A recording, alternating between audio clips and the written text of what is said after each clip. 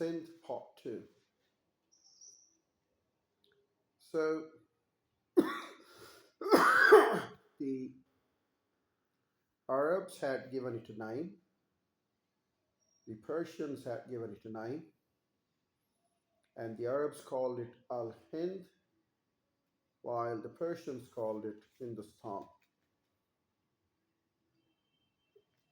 Yes, uh, Indian Peninsula became significantly important for the Europeans, for the Greeks, for the Romans as well. And their source of knowledge was not first hand. They, in fact, took the help of the Arab sources and Persian sources. What the Arabs did, they gave it a new name, the Persians gave it a new name, and now the Greeks learned it from the Persians and the Arabs. So, as uh, Hind was given by the Arabs and Persians, when Hind reached the Greeks, they changed the very phoneme of Hind Ha into Ind. So Hind, when arrived Europe, when arrived Greece, it turned into Ind. Hind was for the Arabs, for the Persians, and as it traveled and reached Europe, Hind turned into Ind for the Greeks. And of course, this Da phoneme is not in the Greek dialect, so they called it Ind. Then there is a funny pattern of rebaptizing the Indian names. I'll give you a few examples. They don't call it uh, Gautam Buddha, but they call it Gautama Buddha. So they add an A vowel to it. They don't call it Ashok, they call it Ashoka or Asoka. They don't call it Chandragupt, but they call it Chandra Gupta.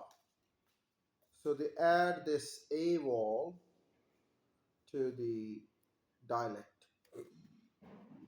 So it was Hind when it crossed over the borders of Indian Peninsula, and this Hind turned into Al Hind for the Arabs, and this Hind turned into Hindustan for the Persians.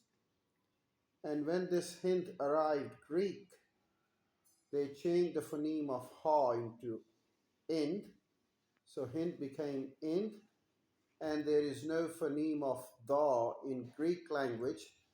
They turned into the Da phoneme, so it became Ind.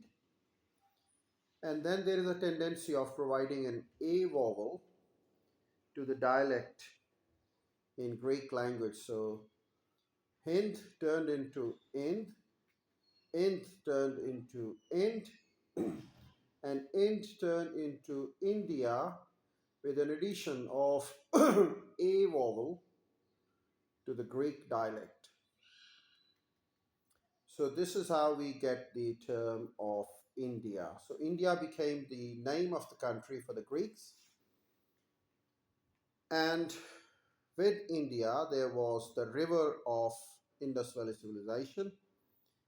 And they gave the name to the Sindhu River as Indus.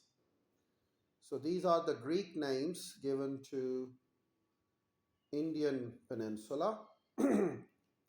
The name of the country from Sindhu to Hind turned into India, and name of the river from Sindhu, it turned into Indus.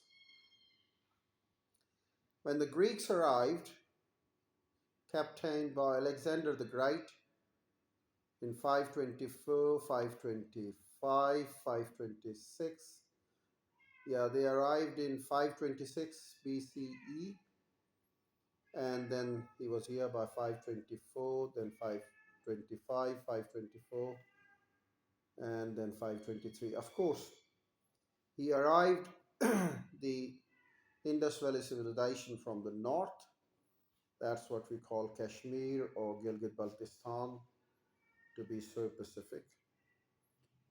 And then he launched an expedition into Indus Valley civilization.